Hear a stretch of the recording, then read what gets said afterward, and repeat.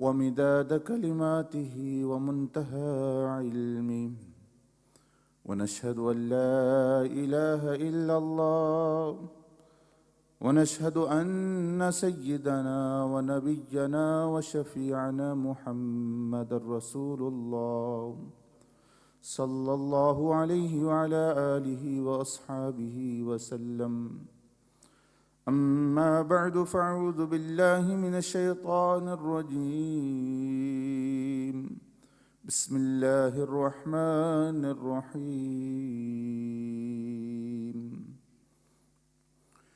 يا أيها الناس اعبدوا ربكم الذي خلقكم والذين من قبلكم لعلكم تتقون. الذي جعل لكم الأرض فراشا والسماء بناء وأنزل من السماء ماء فأخرج به من الثمرات رزقا لكم فلا تجعلوا لله أندادا وأنتم تعلمون. آمنت بالله صدق الله العظيم. اللهم صل وسلم وبارك على سيدنا محمد المجتبى وعلى آله وأصحابه أجمعين. السلام علينا وعلى عباد الله الصالحين. أما بعد.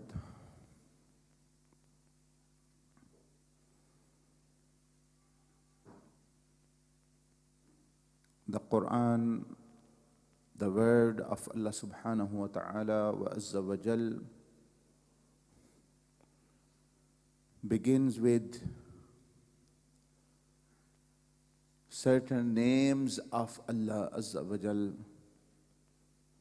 namely Allah and Rahman and Rahim. Allah and Rahman and Rahim. Allah is the personal name of Allah subhanahu wa ta'ala, and Rahman and Rahim are the dominant qualities of Allah subhanahu wa ta'ala. As Allah azza wa jal said in one of the hadith Qudsi, Inna rahmati sabaqat ghadabi, that my mercy outnumbers, is more than my wrath. اللہ پاک نے فرمایا میری رحمت جو ہے یہ میرے غضب پر سبقت لے جاتی ہے. That is why you find that Rasulullah sallallahu alaihi wasallam, who was the manifestation of the sifat of Allah subhanahu wa ta'ala, in his life you also find rahmah and mercy. Rather, he was and is given the title by Allah subhanahu wa ta'ala of rahmatul lil alameen, a mercy, rahmah for all the universe. What is alameen? Alameen means everything except Allah. Everything except Allah is included in alameen. So he is rahmah for human beings, rahmah for jinnat, mercy for the other creation, even animals and birds. Rahmah for the stars, for the heavens, and Jannah for the Arsh of Allah subhanahu wa ta'ala, for everything. Why? Because everything exists, as Rasulullah sallallahu alaihi wasallam said, that this world and the system of this world will be running, and it will continue to exist until even one person who says Allah, Allah, meaning one pious servant of Allah is alive, this world is continue and it will continue to exist. So the very existence of this world is an evidence that there are awliya Allah living on this face of the earth. Allah subhanahu wa ta'ala said in the hadith of Imam Bukhari rahmahullah, that day of judgment, Allah will destroy this world when there is no believer, no saintly person living. So the star, the sun, the moon, the animal kingdom, the plant kingdom, everything exists due to if there is one person, a Muslim, a believer, a righteous man. So where does he get iman from? He gets iman from Rasulullah sallallahu alaihi wasallam. He is Muslim, he is a wali because of following the Prophet alayhi salatu wasalam. So you can see how Prophet alayhi salatu wasalam is mercy for all the universe, even its existence, its very existence. Now, he is Rahmah and Rahmatan lil Alameen. Allah subhanahu wa ta'ala is Rahman and Rahim. The question is, then why people are punished? Why people will go and burn in hellfire? When Allah Azza wa Jalla is Rahman and Ghaffar and Rahim, and His Messenger sallallahu alaihi wasallam is also Rahmatan lil Alameen, then why are people away from peace? Why are they in problems and troubles, and especially in relation to Akhirah, the punishment of the grave, which is such severe, the punishment in the hereafter, on the day of judgment, and the hell. So when there's mercy, the Lord is merciful, the Messenger sallallahu alaihi wasallam is merciful, then why people will go through this agony and pain and regret and all those punishments mentioned in the Quran and Hadith? The answer to that is that Allah Azza wa Jal subhanahu wa ta'ala sends mercy. He reveals mercy. He descends mercy. He facilitates the availability of mercy. But then it is up to the servant to take that mercy in him, to benefit from that mercy. Let's say, for example, it is one of the manifestations of rahmah of Allah subhanahu wa ta'ala Azza wa Jal that we have air, oxygen. Like oxygen fills whole part of the earth, more than that, the noor of Rasulullah sallallahu alaihi wasallam's hidayah and the Prophet alayhi salatu wasalam's mercy fills the universe. جس طرح ہر جگہ دنیا میں ہوا موجود ہے، اسی طرح وہاں نور نبی صلی اللہ علیہ وسلم کا جو ہدایت اور جو رحمت ہے حضور علیہ السلام کی، وہ بھی اسی طرح اس کائنات میں پھیلی ہوئی ہے، جس طرح ہر جگہ آکسیجن آپ کو اس دنیا میں مل رہی ہے۔ like you can experience oxygen. It is rahmah of Allah subhanahu wa ta'ala. It's a physical rahmah for your physical self to exist. Now, ab aap mujhe ye bataएं, if there is a person here who is living on the earth, but he intentionally stopped breathing, he doesn't breathe. He doesn't breathe. وہ اپنے ایک بندہ ہے وہ اپنا سانس روک لیتا ہے یا اس کے آگے منہ کے اوپر کوئی چیز رکھ لیتا ہے یا وہ خود سانس لینا بند کر دیتا ہے. A person who stops himself breathing or puts something on his face, اب وہ بندہ تکلیف میں چلا جائے, if that person goes into pain, agony, or he loses his mind, or he dies rather, تو اب پھر کیا کہیں گے کہ بھئی اللہ نے اس پر نعوذ باللہ زیادتی کی یا رسول اللہ صلی اللہ علیہ وسلم کی رحمت اس پر نہیں تھی, that Allah did wrong to him, was unjust to him, or he was such a wretched person that everything is filled with oxygen and he intentionally did not breathe, but rather this person will be punished by Allah subhanahu wa ta'ala. That is why it is said suicide is haram, because this person have actually not used that mercy in him. Breathing is like inhaling mercy. He did not intake the mercy, and now if he fails to live, he is injured or wounded or medically or however, that's all his fault. So similarly, to understand, آپ اسی طرح یہ سمجھیں کہ اللہ نے جو spiritual oxygen ہے, what is the spiritual oxygen? ایک ہے یہ oxygen زندگی کے لیے, for the life, to body to exist.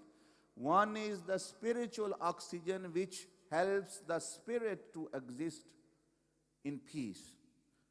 ایک روحانی ہوا ہے, یہ جسمانی ہوا ہے جو جسم کو فائدہ دیتی ہے. ایک ہے روح کے لیے ہوا آکسیجن, وہ کیا ہے؟ وہ نور ہدایت ہے. That is the oxygen of guidance, light of guidance.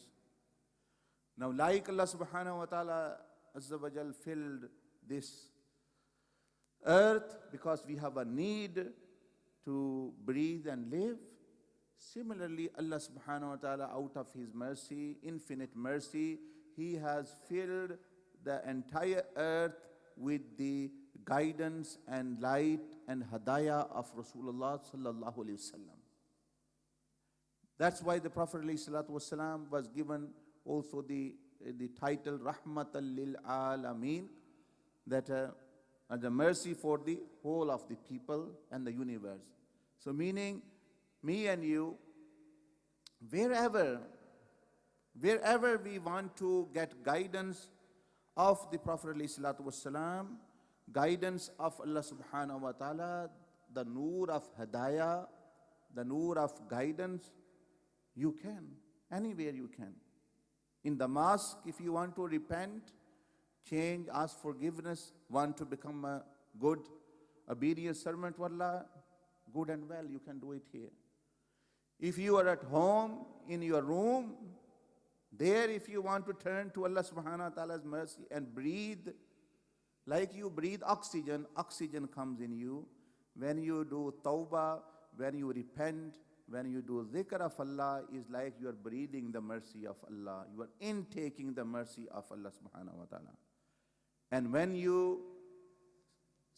time you see there are very, very dangerous gases, like some countries have developed weapons out of gas, that when you breathe that kind of gas, it is so poisonous that the person dies or is deformed physically, or actually there are much even worse scenarios even for people coming thereafter.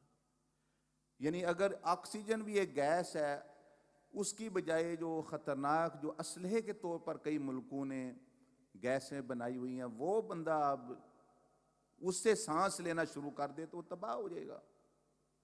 اس کو چھوڑ کر, oxygen کو چھوڑ کر. There is a tank which has oxygen, there is a tank which has poisonous gas. If you breathe that poisonous gas, no wonder you will harm your body. So similarly, here in this world, there are two kinds of things as well, spiritually. One is the gas and the air of guidance which Rasulullah sallallahu alaihi wasallam brought, and all what he did and what he taught and what he spoke and however he lived is that guidance, is that gas and air and noor of that guidance. Whoever will bring that into their body and soul, they are going to benefit. Whoever. If you act like Rasulullah sallam, you are going to get maghfirah. If you walk like him, if you talk like him, if you eat like him, if you worship like him, if you sleep like him, if you live your life like him, continuous mercy is coming in you as well. You're feeding yourself with mercy and rahmah. But on the other hand, as I said, that in spite of knowing that this container, this gas, this oxygen of mercy is available for you, you still go for the poisonous gas. What is the poisonous gas? Poisonous gas is sin. Poisonous gas is shaitan's actions. One are their actions of Rasulullah sallallahu alaihi wasallam. They are guidance, they are rahmah, they take you to the rahmah of Allah subhanahu wa ta'ala. One is the tariqah, the way of living of shaitan. Let me tell you, anything, any action, you know or not, you are knowledgeable or not, you are a scholar or not, you have much knowledge or not, it doesn't matter.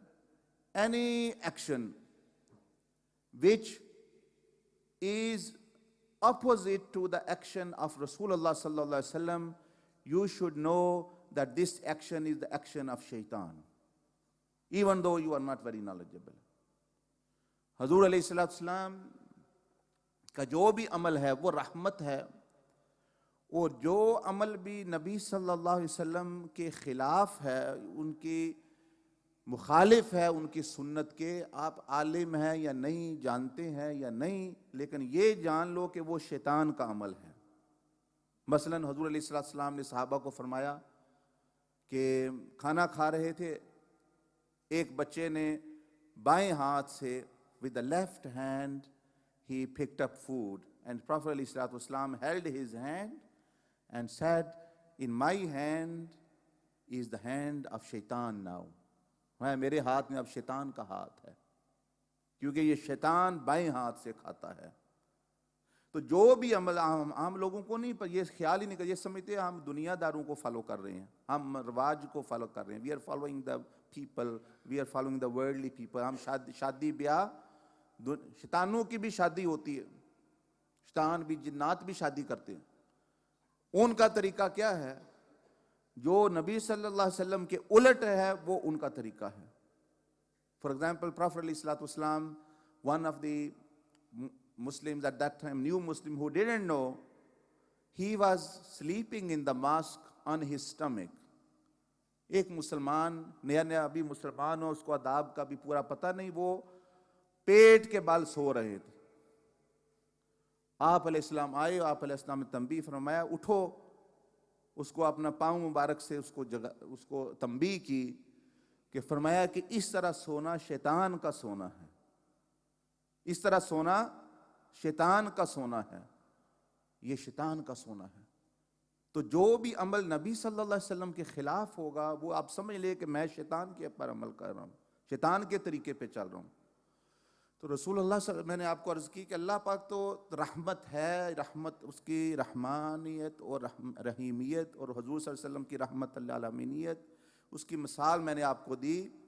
Example, oxygen you can breathe any time and live. If you don't breathe, it's your fault. You die, you are sinful. Similarly, the guidance of Prophet sallallahu alaihi wasallam is available. The noor of Hidayat of Quran is available. Wherever you want to change, wherever you want to act, in the house, in the street, in the mosque, in the bazaar, wherever you are, as soon as you act upon that guidance, it's as though you are taking mercy in you. And if you don't, no one is to blame except you. اگر آپ نہیں لیں گے وہ نور ہدایت، نور ہے جو حضور علیہ الصلوۃ والسلام کی ہدایت کا، سنت کا، جہاں بھی لے سکتے ہیں، تو پھر آپ عذاب میں جائیں گے. تو آپ ایسے ہی ہیں جیسے آج یہاں مسجد میں جان بوجھ کے کوئی بندہ سانس نہ لے، بلکہ گیس یا کوئی اور چیز سے جو خطرناک ہے، یعنی زہر آلود گیس سے سانس لینا شروع کر دے، تو سارا کا قصور اسی کا ہے. اس کو نہیں کرنا چاہیے اس طرح. تو چلو گیس سے تو بندے کی زندگی ختم ہوگی، لیکن شیطان کی جو گیس ہے، شیطان کی گیس سن ہے، یعنی گناہ ہے اور کفر ہے، وہ جو بندہ لیتا ہے اس کا ایمان ڈیمیج ہو جاتا ہے. تو میں نے ایک چھوٹا سی بات بتا دی آپ کو کہ آسانی سے طریقے سے جاننا ہو کہ شیطان کس طرح زندگی گزار رہا ہے، تو دیکھو کہ جو حضور صلی اللہ علیہ وسلم کی مخالفت میں زندگی گزر رہی ہے کسی کی، وہ شیطان کے مطابق زندگی گزار رہا ہے. اگر وہ سو رہا ہے الٹا، تو وہ حضور علیہ السلام نے نہیں سوئے اس طرح، تو وہ شیطان کے طریقے پہ سو رہا ہے. بائیں ہاتھ سے کھا رہا ہے تو وہ شیطان کے طریقے پہ کھا رہا ہے. شادی بیاہ میں مطلب ہے یہ جو آپ ڈھول ڈمکا کر رہا ہے جو نبی صلی اللہ علیہ وسلم نے نہیں کیا، وہ شیطان کی شادی کے زیادہ مشابہت ہے. شیطان اگر وہ داڑھی اس نے رکھی ہوئی ہے، یا تو وہ نبی صلی اللہ علیہ وسلم کی سنت نہیں رکھی ہوئی، تو وہ شیطان کے طریقے. آپ کو پتہ ہے شیطان کی داڑھی نہیں، شیطان بھی داڑھی مونڈتا ہے. شیطان بھی جن ہے نا، اس کا بھی ایک جسم ہے، اس کا بھی طریقہ ہے، لیکن اس نے یہ ٹھیکہ لیا ہوا ہے کہ میں نے نبی صلی اللہ علیہ وسلم کی مخالفت کرنی ہے، میں نے حضور علیہ السلام کی طرح عمل نہیں کرنا. انہوں نے یہ پہننا ہے، میں نے الٹ پہننا ہے. انہوں نے لباس پہننا ہے، وہ ننگا رہتا ہے زیادہ تر. وہ نماز پڑھتے ہیں، یہ نماز نہیں پڑھتا. وہ عاجزی سے چلتے ہیں، یہ تکبر سے چلتا ہے. انہوں نے داڑھی رکھی ہے، وہ داڑھی مونڈتا ہے. وہ شیطان کی جو عورتیں ہیں، یعنی شیاطین کی عورتیں بھی ہوتی ہیں، وہ ان کو حکم دیتا ہے تم پردہ نہ کرو. تو جو عورت پردہ نہیں کرتی وہ شیطان کی یعنی بیویوں اور شیطان کی عورتوں کے طریقے پہ چل رہی. تو یہ بڑا سیریس مسئلہ ہے. وقت اب ختم ہو گیا ہے. اسی طرح ایک دن آپ کی زندگی کا وقت بھی ختم ہو جائے گا. ایک منٹ آئے گا آپ کے لیے آخری منٹ ہوگا. تو اس سے پہلے میں اور آپ جو ہے سنبھل سکتے ہیں. اس کیسے زندگی بدل سکتے ہیں؟ جمعے کے بعد بیٹھیں، کام نہیں کر رہے وقت نکالیں. اگر کام کر رہے ہیں شام کو آ جائیں، 5 بجے کے بعد آ جائیں، 6 بجے کے بعد آ جائیں. ادھر ہی انشاءاللہ ملاقات ہو سکتی ہے. نہیں ہے وقت ہے تو قبرستان بھی جائیں. آپ کے بھائی، دوست، بھانجے، کسی کی والدہ قبرستان میں دفن ہے، وہاں جا کے ان جمعے والے دن کتابوں میں ہے کہ فضیلت ہے، اپنی موت یاد کرو، ان کے لیے دعا کرو، ہمارے ساتھ چلے. تو یہ چیزیں ہیں سمجھنے کی. پھر رمضان کی تیاری کرنی ہے، اس کا طریقہ سیکھیں تو انشاءاللہ فائدہ ہوگا. ورنہ جو ہے نبی صلی اللہ علیہ وسلم کی ہدایت تو آکسیجن کی طرح اور رحمت تو آکسیجن کی طرح ہے، لیکن شرط یہ ہے کہ آپ لیں بھی تو صحیح نا. اس کو لیں گے نہیں تو پھر جو ہے نقصان ہی نقصان ہے.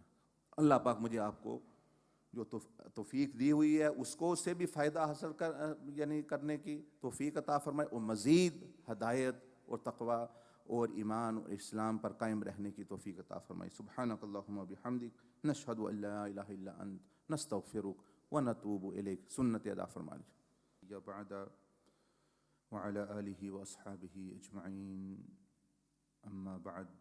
اللہم انا نسألک علما نافعا ونسألک رضاک والجنہ.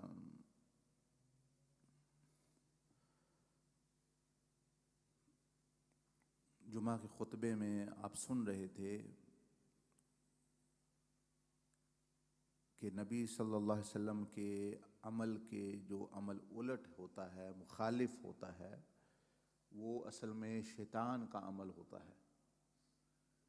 کیونکہ شیطان نے یہ قسم اٹھائی ہوئی ہے کہ اس نے اللہ کی مخالفت کرنی ہے.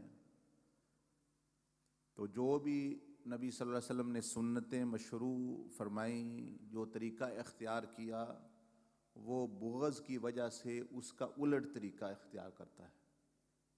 اور حضور علیہ السلام کیونکہ اللہ کے نبی، اللہ کے رسول صلی اللہ علیہ وسلم ہیں، تھے اور رہیں گے. آپ کو اللہ پاک نے علم عطا فرمایا، آپ کو ملائکہ کی دنیا ملائکہ کے بارے میں بھی علم تھا، جنات و شیاطین کے بارے میں بھی آپ علیہ الصلوۃ والسلام کو علم دیا گیا، اور آپ علیہ السلام یہ جانتے تھے کہ شیطان کس طرح کے عمل کرتا ہے، تو وہ آپ کی سنت کی مخالفت کرتا ہے، اس لیے آپ علیہ الصلوۃ والسلام صحابہ کو بہت سارے معاملات میں منع فرمایا، اور ساتھ یہ بھی ارشاد فرمایا کہ یہ شیطان کا عمل ہے۔ تو اب میں اور آپ زیادہ نہیں بھی جانتے، تو میں نے آپ سے عرض کی کہ بس اتنا جان لیں کہ اگر آپ نے سنت کو سمجھ لیا، حضور صلی اللہ علیہ وسلم کا طریقہ سمجھ لیا، اب جو اس کے طریقے کے الٹ چل رہا ہے یا آپ چل رہے ہیں کوئی بھی، وہ تو سمجھ لیں کہ وہ شیطان کی نقل کر رہا ہے، وہ شیطان کے طریقے پہ عمل کر رہا ہے۔ ہر معاملے میں شیطان جو ہے وہ حضور صلی اللہ علیہ وسلم کی مخالفت کرتا ہے، اور یہ بہت بری بات ہے کہ بندہ شیطان کی پیروی کرے نبی صلی اللہ علیہ وسلم کو چھوڑ کے۔ تو سنت کو چھوڑنا صرف یہ نہیں کہ آپ سنت کو چھوڑ دیا، سنت کی مخالفت کرنا یہ نہیں کہ آپ نے صرف کہ بھائی سنت پر عمل نہیں کیا یا سنت کی مخالفت کی، بلکہ اس کا دوسرا مطلب یہ بھی ہے کہ آپ نے شیطان کے طریقے پر عمل کر لیا۔ اب جو بندہ گالی دیتا ہے، لعن طعن کرتا ہے، اب ظاہر ہے کہ حضور علیہ السلام نے کبھی نہیں ایسا فرمایا، تو جو وہ شیطان کی بولی بول رہا ہے۔ حضور صلی اللہ علیہ وسلم نے اپنے بڑوں کا، یعنی جو ظاہری طور پر بڑے تھے، اپنے چچا ہوں، والد ہیں، والدہ، اور آپ علیہ السلام کی تو پہلے ہی وفات پا گئیں، لیکن جو ہے جنہوں نے پالا آپ علیہ السلام کو ظاہری طور پر، سیدہ حلیمہ سعدیہ، اور آپ علیہ السلام کے چچا حضرت عباس، حضرت ابو طالب، جتنے بھی لوگ تھے، آپ علیہ السلام ان کا انتہائی ادب احترام کرتے، ان کے لیے نیچے چادر بچھا دیتے، اور فرماتے کہ میری والدہ اگر مجھے نماز میں بھی بلاتی تو میں اس کا جواب دیتا۔ اب جو بندہ اس کے الٹ عمل کرے گا، والدین سے اونچی بات کرے گا، وہ شیطان کی بولی بول رہا ہے، وہ اس وقت شیطان کی بولی بول رہا ہے۔ جو ان کو تنگ کرے گا وہ شیطان کی بولی بول رہا ہے، اور شیطان کا طریقہ اختیار کر رہا ہے۔ تو یہ سمجھنا چاہیے۔ حضرت امام محمد ابن سیرین رحمۃ اللہ علیہ بہت بڑے عالم، تابعی اور عظیم تابعی بزرگ گزرے ہیں۔ آپ کو حدیث، فقہ، تقوی بھی آپ کا بہت اعلیٰ تھا، اور خواب کی تعبیر کا علم بھی آپ کو دیا گیا تھا۔ عام طور پر جتنے لوگ ہمارے اسلامی دنیا میں، وہ انہی کی کتاب پڑھ کے خواب کی تعبیر بتاتے ہیں۔ تو وہ فرماتے ہیں ان کے بارے میں کہ جب والدین سے وہ بات کرتے یا والدہ سے بات کرتے تو پتہ چلتا کہ کوئی یہ بڑے بیمار شخص ہیں، آواز نہیں نکل رہی، تو جو بندہ دیکھتا ان کو والدین سے، والدہ سے بات کرتے ہوئے، تو وہ سمجھتا کہ آپ بیمار ہیں، تو وہ پوچھتا بھی آپ کو کیا ہو گیا، آپ اتنی کمزوری سے، اتنی آہستہ، اتنی کمزوری سے بول رہے ہیں، ویک، تو یہ بیمار ہے، آر یو ill؟ تو انہوں نے پوچھتے بھائی یہ جواب، وہ فرماتے، دوسرے کہتے کہ نہیں آپ بیمار نہیں ہیں، بلکہ جب آپ والدہ کے سامنے، والدین کے سامنے ہوتے ہیں تو آپ اسی طرح گفتگو کرتے ہیں، کیونکہ قرآن میں اسی طرح حکم ہے کہ ان کو اف تک نہ کہو اور بڑی نرمی پیار سے بات کرو۔ تو یہ جس طرح حضور صلی اللہ علیہ وسلم کی مجلس میں اونچی آواز کرنا بے ادبی ہے، اسی طرح والدین سے بھی اونچی بات کرنا اس طرح کی بے ادبی تو نہیں، ایمان ہی چلا جائے لیکن بندہ سخت گناہ گار ہوتا ہے۔ تو یہ مقصد یہ بتانے کا آپ کو کہ جو عمل بھی حضور علیہ السلام کے خلاف ہو جائے گا، وہ آپ سمجھ لیں کہ آپ نے شیطانی عمل کر لیا، آپ شیطان کے طریقے پہ چلے۔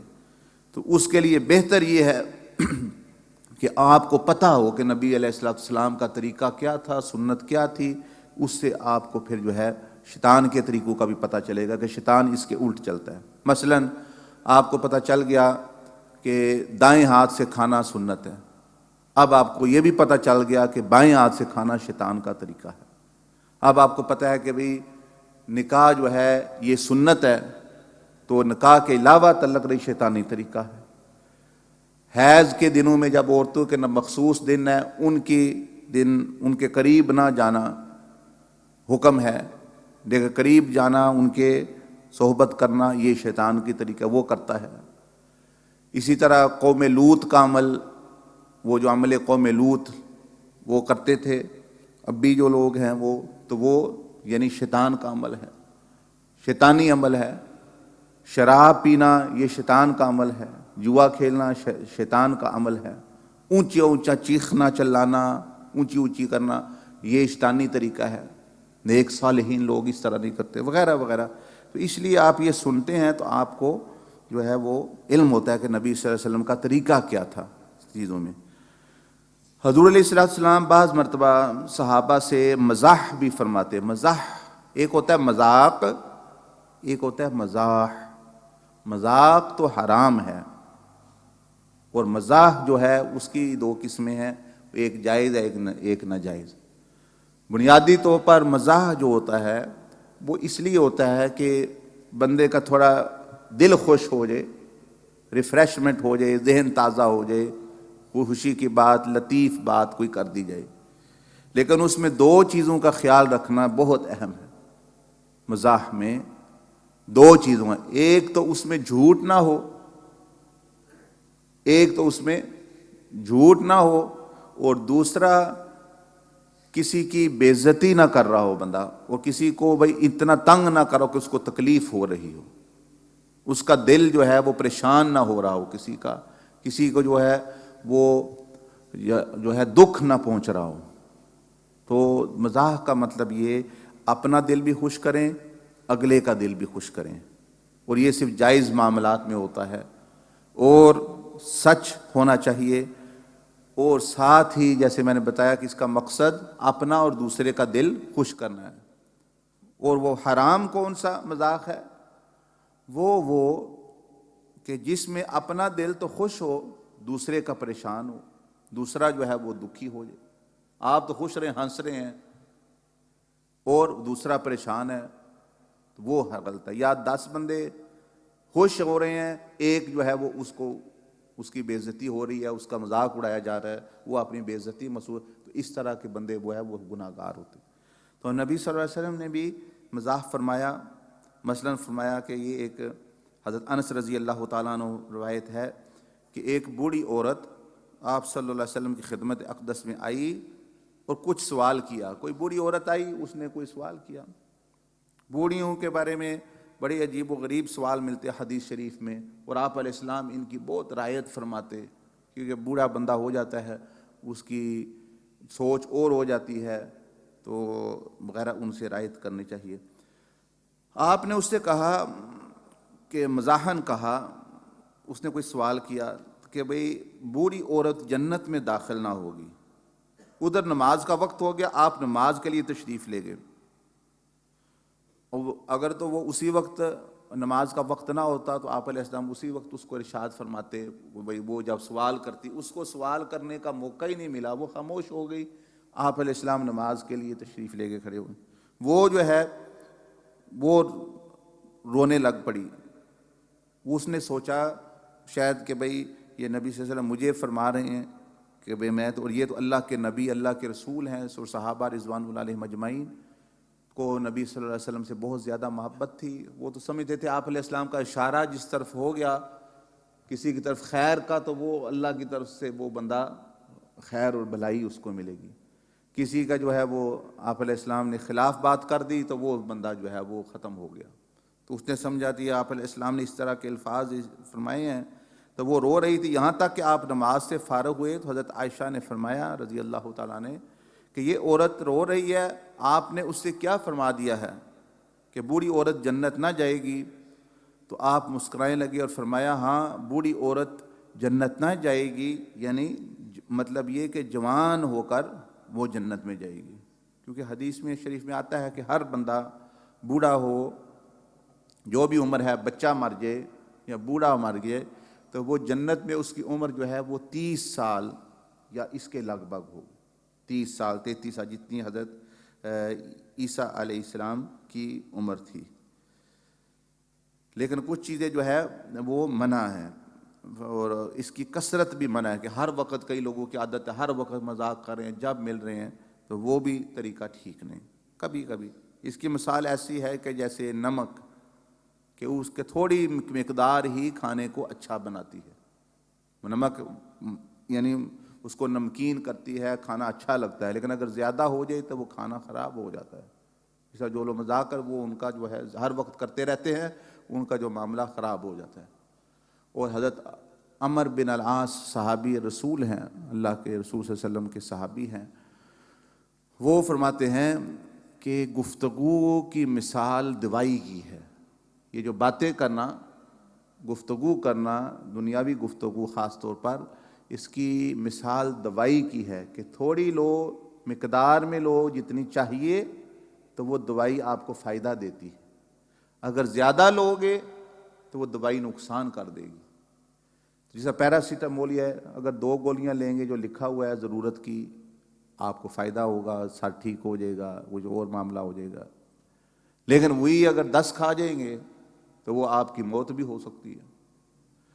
کئی لوگ مر گئے کھا کے زیادہ.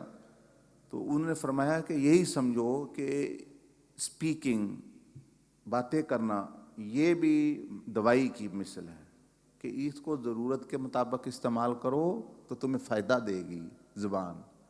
اگر ضرورت سے زیادہ استعمال کرو گے تو نقصان.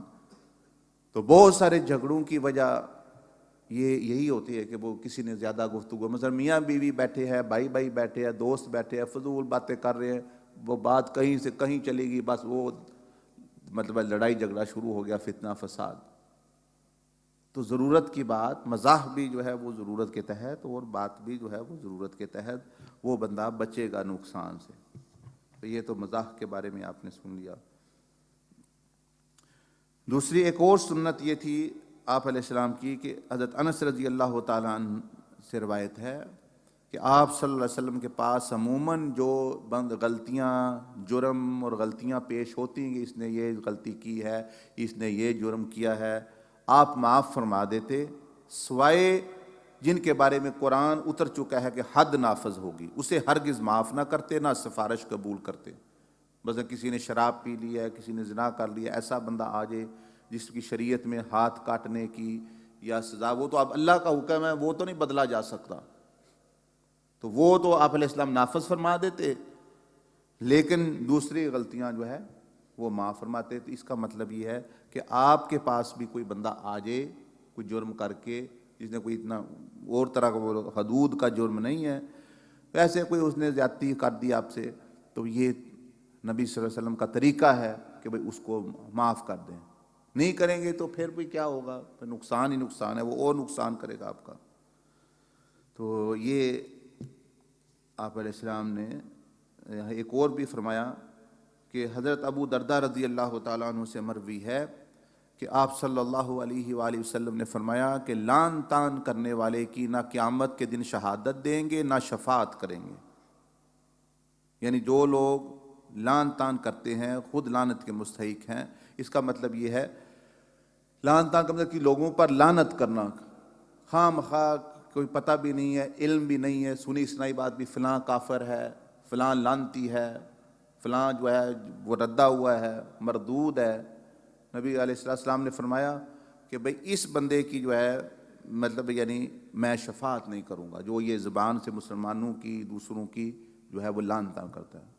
پہلے تو آپ نے وہ 3 قسمیں سنی ہوئی ہیں جن کی شفاعت نہیں، وہ تو ایک حدیث میں آتا ہے، یہ اب علیحدہ حدیث ہے، یہ 4تھی قسم ہے کہ رسول اللہ صلی اللہ علیہ وسلم نے فرمایا میں اس کی شفاعت نہیں کروں گا جو زبان کی یہ لعن طعن کرے گا مسلمانوں پر، اس کی کوئی شفاعت نہیں. تو اس سے پتہ لگتا ہے کہ طریقہ محمدیہ میں جو زبان کی شیٹ اور زبان سے شروع کرایا جائے وہ کتنی ضروری چیز ہے. جو بندے اس کی احتیاط نہیں کرتے وہ شفاعت سے ہی محروم ہو گئے.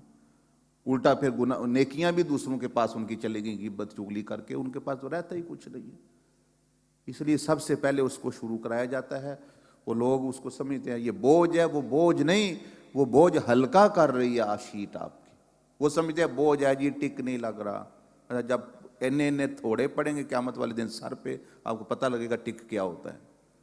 یہاں جو ٹک نہ کریں ادھر ٹک پھر کریں گے، تھوڑے ٹک کریں گے آپ سر پر، اور زبان کھینچ کے 7 گز لمبی کر دی جائے گی. یہ تو وہ بوجھ ہلکا کر رہی ہے شیٹ جو ہے، یہ تو آسانی سے وہ بوجھ ہلکا کر رہی ہے آپ پر جو آپ پر ہتھوڑے پڑنے ہیں گناہوں کے. بھئی زبان کے گناہوں سے وجہ سے پڑھنے ہیں وہ آپ کے ہٹا رہی ہے، اور آپ سمجھ رہے ہیں یہ بوجھ ہے جی، ہو نہیں رہا جی، زبان یہ ہو جاتا ہے وہ ہو جاتا ہے. اپنے اوپر رحم کرو، اور کسی پر یہ کچھ نہیں ہونا، آپ ہی پر ہونا جو کچھ ہونا. تو یہ بھی آپ نے سنت ایک سن لی. حضرت ضحاک سے منقول ہے کہ اللہ تعالیٰ نے نبی پاک صلی اللہ علیہ وسلم کو مشورہ کا حکم دیا، چونکہ مشورہ میں خیر اور برکت ہے. روایت کیا ماں ابن ابی شیبہ نے. یعنی مشورہ میں اگر بندہ خیر اور برکت ہوتی ہے، جس لوگ بندے کے پاس پیسے ہو جائیں یا وہ سمجھے میں بڑا بن گیا، وہ کسی دوسرے کو پوچھتا ہی نہیں، وہ کہتا ہے میں ہی کروں جو کروں. تو اس سے وجہ سے وہ بہت ساری خیر اور برکت سے محروم ہو جاتا ہے. تو حضور صلی اللہ علیہ وسلم سے زیادہ علم کس کے پاس ہوگا؟ آپ علیہ السلام تو بہت ساری چیزوں کو بالکل عیاں تھی. اللہ نے سب سے زیادہ علم آپ علیہ السلام کو عطا فرمایا، دنیا آخرت، جنت جہنم آخرت کا سب. تو اس کے باوجود حضور صلی اللہ علیہ وسلم مشورہ فرماتے، یعنی یہ سنت بن گیا. آپ بھی مشورہ کا مطلب ہے دوسرے بندے کی رائے لینا کہ بھئی وہ کیا کہتا ہے اس بارے میں، پھر اس پر غور کرنا کہ بھئی یہ اس میں فائدہ، یہ میرے ذہن میں تھی یا نہیں، اس میں پھر فائدہ دیکھ کے اس پر پھر عمل کرنا. تو یہ جو بندہ خیر اور برکت چاہتا ہے کسی معاملے میں، وہ تو زیادہ سے زیادہ جو سیانے لوگ ہیں، اس فیلڈ کے لوگ ہیں، ان سے مشورہ کرے. حضرت آدم علیہ السلام نے فرمایا کہ میرے بیٹوں کو، میری اولاد کو نصیحت کر دیں جو بھی آگے آ رہی ہے. اپنے بیٹوں کو فرمایا کہ بیٹو مشورہ ضرور کرنا. میں اگر پھل کھاتے وقت، جب پھل کھانا تھا تو وہاں مجھے تو علم نہیں تھا بھئی یہ اللہ کی نافرمانی ہونے والی ہے. اگر میں فرشتوں سے مشورہ کر لیتا تو میں کبھی نہ کھاتا.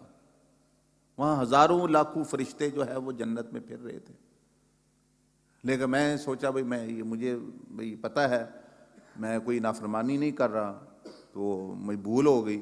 لیکن اگر میں تھوڑی دیر بھی ٹھہر کے پوچھ لیتا کہ کوئی فرشتہ چاہ رہا ہے بھئی یہ وہ درخت ہے جس کے بارے میں اللہ منع کیا ہوا ہے، یا یہ کھا سکتے ہیں، تو فوراً وہ کہہ دیتا کہ یہ اللہ کے نبی یہ وہی ہے، یہ مت اس کے قریب جانا. تو فرماتے ہیں کہ میں نے جو ہے مشورہ جو ہے نہیں کیا تھا، تو اپنی اولاد کو میں نصیحت کرتا ہوں کہ وہ مشورہ کریں، اس کے جو ہے فائدہ ہوتا ہے. مشورے کے متعلق اللہ اکبر، استغفر اللہ استغفر اللہ.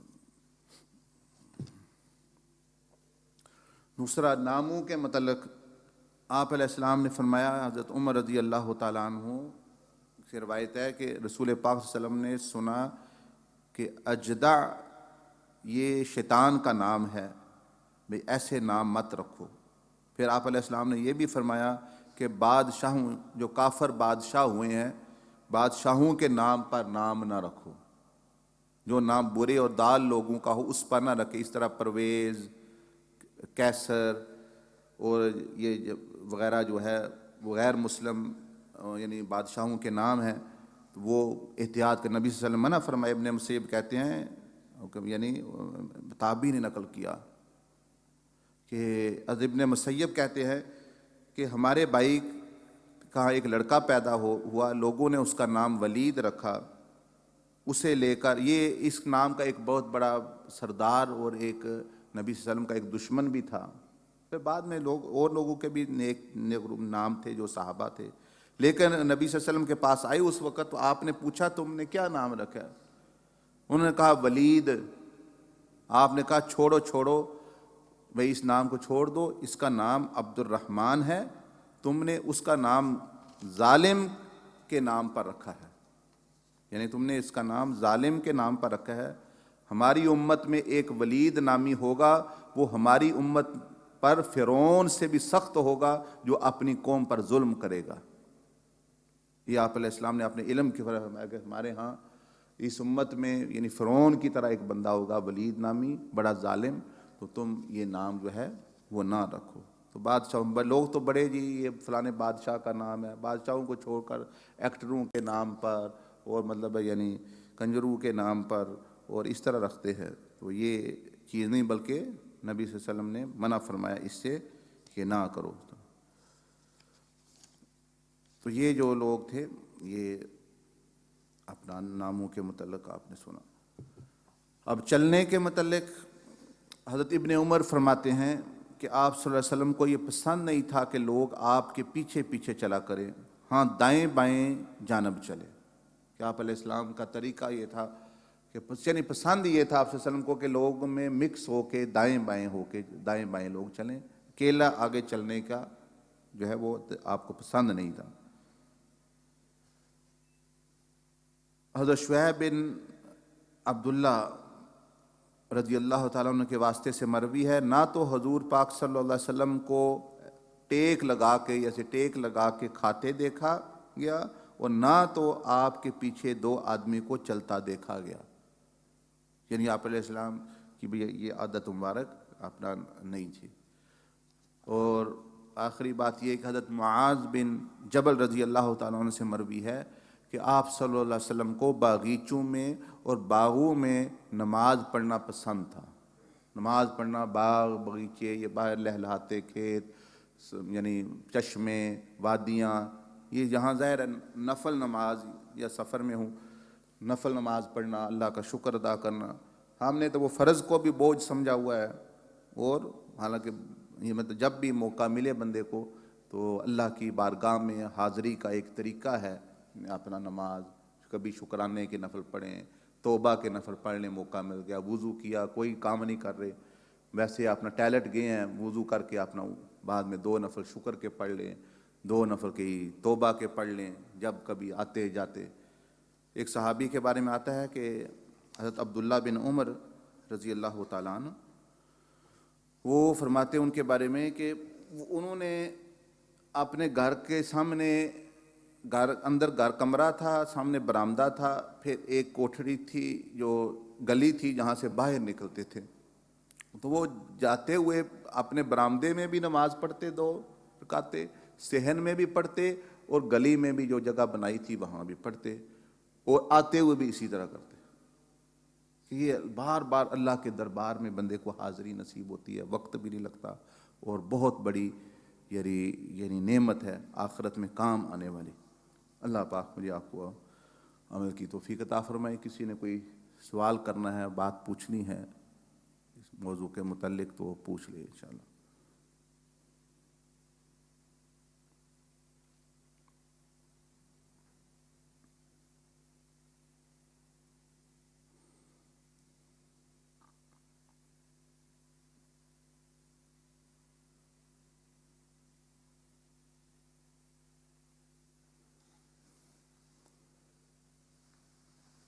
ٹھیک ہے جی، توجہ فرما لیں، پھر درود السلام پڑھ لیں تھوڑی دیر۔ بسم اللہ الرحمن الرحیم، استغفر اللہ استغفر اللہ استغفر اللہ صلی اللہ سیدنا محمد صلی اللہ سیدنا محمد۔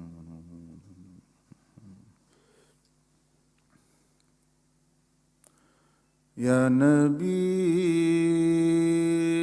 سلام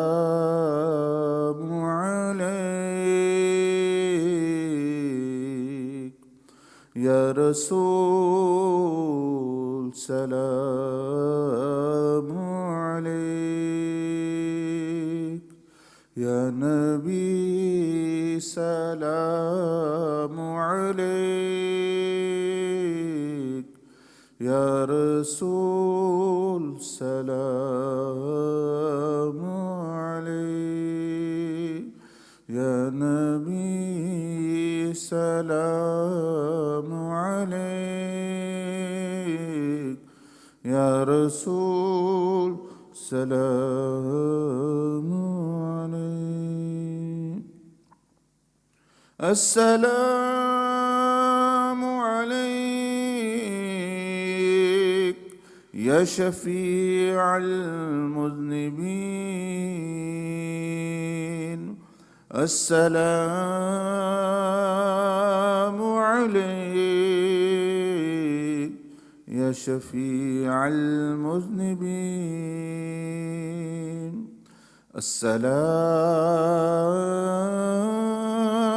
السلام علیک یا شفیع المذنبین، یا نبی سلام علیک، رسول سلام علیک صلوات اللہ علیک یا حبیب سلام علیک نبی الہدی یا رسول السلام نبی الہدی یا رسول السلام نبی الہدی یا رسول السلام نبی الہدی یا رسول السلام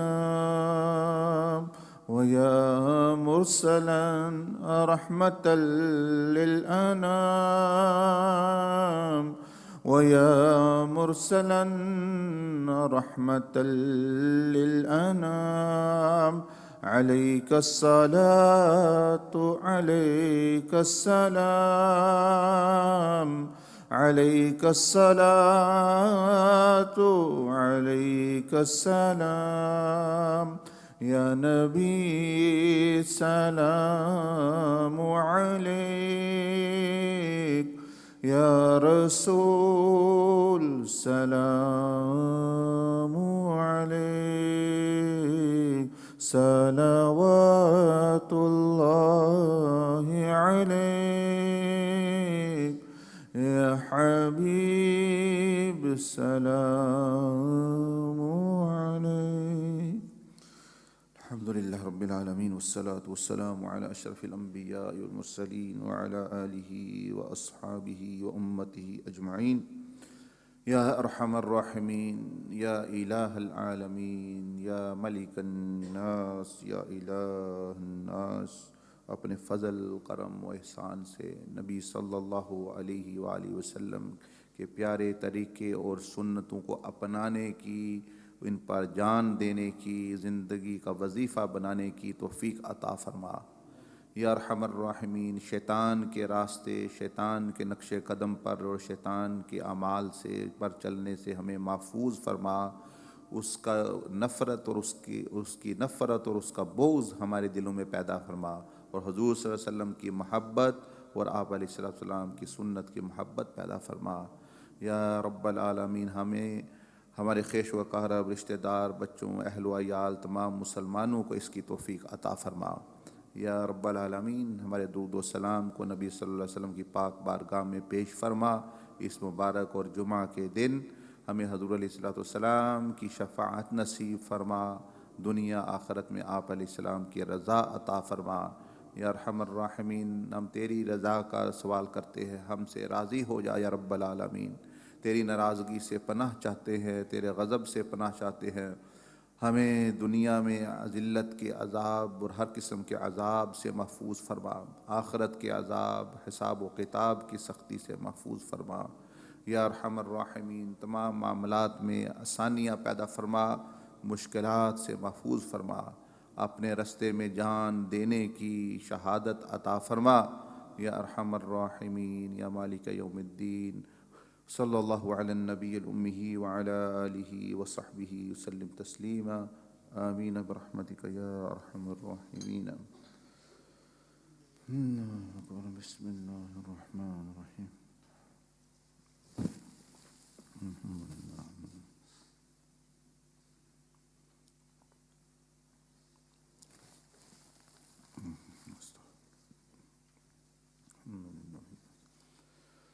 سقانی من